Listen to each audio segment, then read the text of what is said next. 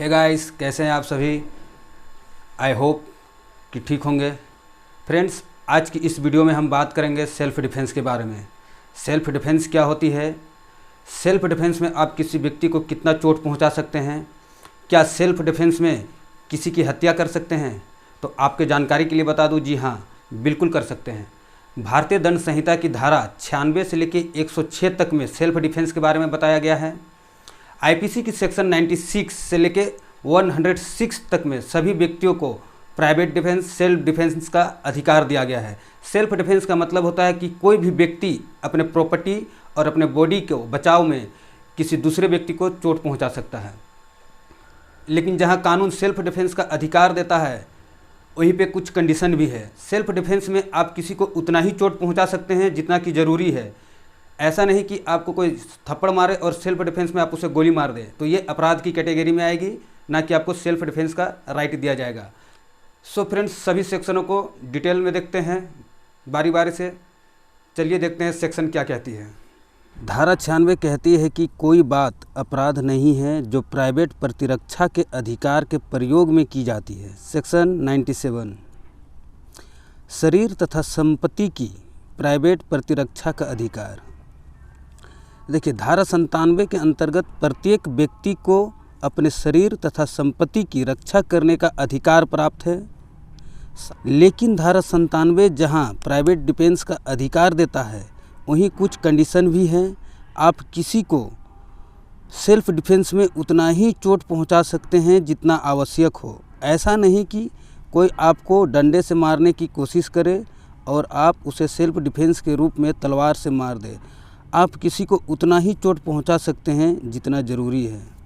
Section 98 ऐसे व्यक्ति के कार्य के विरुद्ध प्राइवेट प्रतिरक्षा का अधिकार जो विकृत या पागल या बालकपन आदि हो। देखिए, कोई व्यक्ति पागल है, उसे नहीं मालूम है कि वो क्या कर रहा है, क्या सही है क्या गलत है, वो अपने जगह पे ठीक है। लेकिन अगर यदि आपको आशंका है कि उस पागल व्यक्ति के द्वारा आप पे कोई ज़्यादा घोर उपहति कारित हो सकती है, तो उस कंडीशन में आप सेल्फ डिफेंस का यूज कर सकते हैं। सेक्शन देखते हैं 99 कार्य जिनके विरुद्ध प्राइवेट प्रतिरक्षा का कोई अधिकार नहीं है।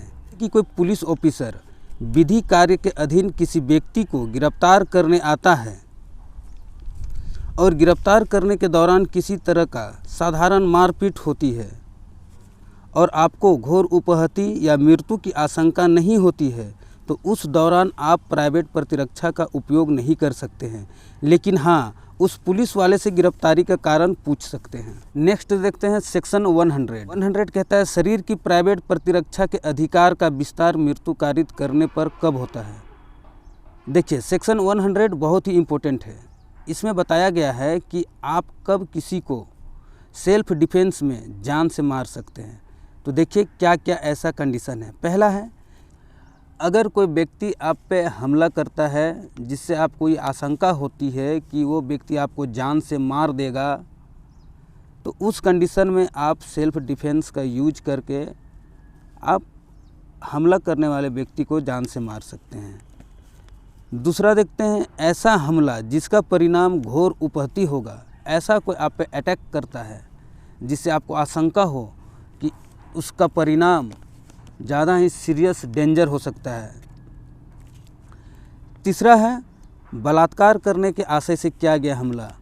ये पॉइंट महिलाओं के लिए बहुत ही इम्पोर्टेंट है। देखिए, अगर यदि किसी महिला के साथ में कोई पुरुष बलात्कार करने के आशय से हमला करता है, तो इस कंडीशन में वो महिला उस पुरुष का हत्या कर सकती है, मर्डर कर सकती है। इसमें इसको सेल्फ डिफेंस का राइट मिलेगा। चौथा है, प्रकृति विरुद्ध काम तृष्णा के आशय से किया गया हमला। पांचवा है, अपहरण या किडनैपिंग करने के आशय से किया गया हमला। छठा है, ऐसे कंडीशन में जब कोई व्यक्ति सदोष परिरोध में है। सातवां है, एसिड अटैक। अगर आप पर कोई एसिड अटैक करने की कोशिश करता है तो आप उसे जान से मार सकते हैं।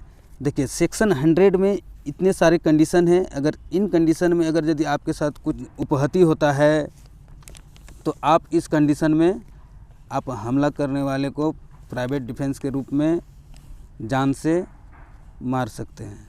101 ये सेक्शन कहता है कब ऐसे अधिकार का विस्तार मृत्यु कारित से भिन्न कोई अपहानि कारित करने तक का होता है। देखिए, इसमें सेक्शन 100 में बताया गया है कि आप कब किसी व्यक्ति की मृत्यु कारित कर सकते हैं, लेकिन धारा 100 में दिए गए हमलों से भिन्न कोई अलग हमला होता है तो आप किसी को मृत्यु कारित नहीं कर सकते हैं। हाँ, अगर यदि वो आप पे मारपीट कर रहा है तो आप मारपीट कर सकते हैं। नेक्स्ट सेक्शन देखते हैं, सेक्शन 102। ये सेक्शन कहता है कि मतलब कि आपका शरीर की प्राइवेट प्रतिरक्षा के अधिकार का स्टार्ट कब से हो जाएगा। तो देखिए, जब से आपको ये आशंका हो जाती है कि आपको अगर यदि कोई धमकी देता है फ़ोन करके या और किसी तरीके से धमकी देता है कि वो आपको जान से मार देगा या मारपीट करेगा, तो उस कंडीशन में ही वही वक्त से आपका सेल्फ डिफेंस का राइट स्टार्ट हो जाता है। लेकिन इसमें यह है कंडीशन है कि अगर आपके पास अगर यदि समय है तो आप पुलिस से भी संपर्क कर सकते हैं। ऐसा नहीं कि कोई व्यक्ति ने आपको फ़ोन करके धमकी दी कि आज शाम को मैं तुम्हें आके मारूंगा और आप उसका आने से पहले ही इधर गोली बंदूक रेडी करके रखे हैं, जैसे वो आता है और आप उसे डायरेक्ट मार देते हैं कि नहीं वो तो मुझे मारने वाला था इसलिए मैंने उसे मार दिया। तो इस कंडीशन में सेल्फ डिफेंस का राइट आपको नहीं मिलेगा। नेक्स्ट देखते हैं 103। ये सेक्शन भी बहुत इंपॉर्टेंट है। कहता है कि संपत्ति की प्राइवेट प्रतिरक्षा के अधिकार का विस्तार मृत्यु कारित करने तक कब होता है। जैसे कि देखिए, अगर आपके यहाँ रात में कोई लूट करता है, गृह भेदन करता है या अग्नि द्वारा रिष्टि करता है, जैसे कि आप जहाँ पे रहते हैं घर हो या मकान हो, उसको अगर यदि आग से जलाने की कोशिश करता है या चोरी वगैरह या कुछ करता है, तो ऐसे कंडीशन में आप उस व्यक्ति की हत्या भी कर सकते हैं। ये आपको सेल्फ डिफेंस का राइट दिया गया है। नेक्स्ट सेक्शन देखते हैं 104। देखिए, प्रॉपर्टी की रक्षा के लिए कब जान से नहीं मार सकते हैं। देखिए, जब आपको लगे कि कोई व्यक्ति अगर यदि रात में आया हो, उसके पास कोई हथियार नहीं है या फिर वो अकेला हो, ऐसे कंडीशन में आपको जब अनुभव हो कि इससे कोई ज़्यादा घोर उपहति नहीं हो सकती है, तो इस कंडीशन में आप उसे जान से नहीं मार सकते हैं। नेक्स्ट सेक्शन देखते हैं 105। संपत्ति की प्राइवेट प्रतिरक्षा का प्रारंभ आपका कब से हो जाएगा। जब से आपको आशंका होगी कि मेरी प्रॉपर्टी में कोई खतरा है, तो उसी वक्त से आपको प्रॉपर्टी की प्राइवेट प्रतिरक्षा का राइट मिल जाता है। नेक्स्ट सेक्शन देखते हैं, लास्ट सेक्शन है 106। घातक हमले के विरुद्ध प्राइवेट प्रतिरक्षा का अधिकार जबकि निर्दोष व्यक्ति को अपहानि होने की जोखिम है। देखिए, इसको थोड़ा ध्यान से समझिएगा।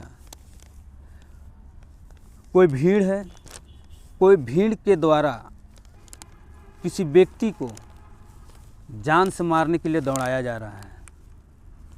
अब वह व्यक्ति उस भीड़ में गोली चलाएगा तो ही वो बच सकता है, क्योंकि उतने सारे लोगों से वो अकेले लड़ नहीं सकता है। और वह यह भी जानता है कि वो भीड़ में बहुत सारे निर्दोष लोग हैं, बच्चे भी हैं। उसके गोली चलाने से किसी निर्दोष व्यक्ति की भी जान जा सकती है और उसे आशंका है कि अगर यदि वो गोली नहीं चलाता है तो वो भीड़ उसको जान से मार देगी। तो उस कंडीशन में वह उस भीड़ पे गोली चला सकता है।